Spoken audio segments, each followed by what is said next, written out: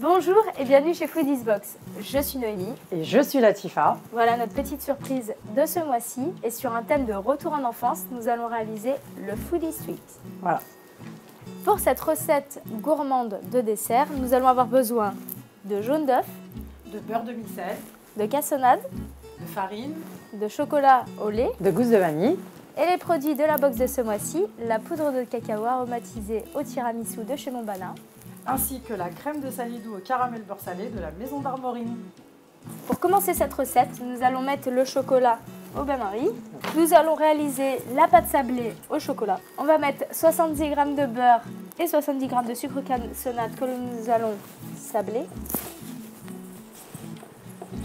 Nous allons ensuite ajouter la gousse de vanille égrenée. Hop.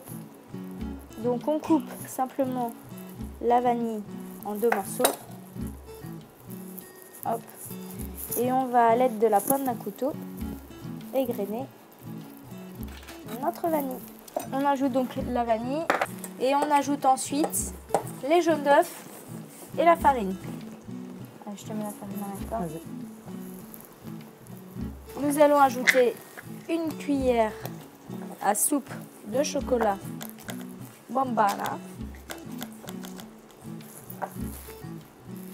et on obtiendra un sablé au chocolat au goût de tiramisu. On va fraiser, en jargon technique, la pâte. Donc en fait, on va écraser les ingrédients tous ensemble. On va réaliser une petite boule que l'on va écraser. Hop, on va la recouvrir d'un autre papier sulfurisé. Hop. Et on va retirer d'un coup pour éviter que cela n'adhère.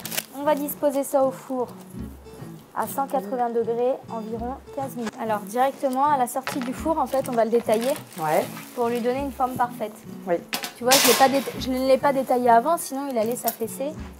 Donc là, on va faire comme des formes de rectangles, hein, des petits fingers. Alors une fois sortis du four, une fois qu'ils sont détaillés, on va les laisser refroidir pour pouvoir étaler ensuite le caramel et le chocolat fondu.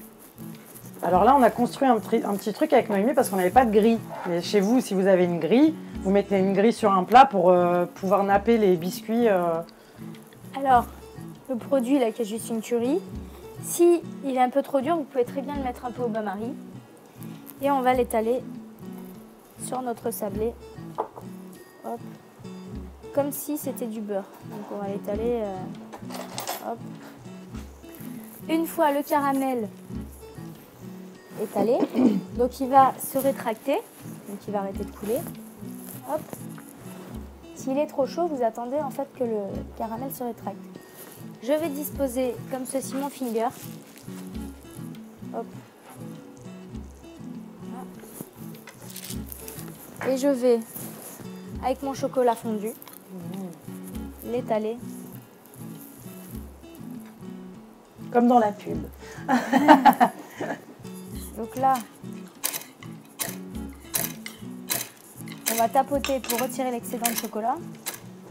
Donc là ensuite, on fait glisser notre finger sur un papier sulfurisé et on va le disposer, soit on le laisse à température ambiante que le chocolat se rétracte tout seul.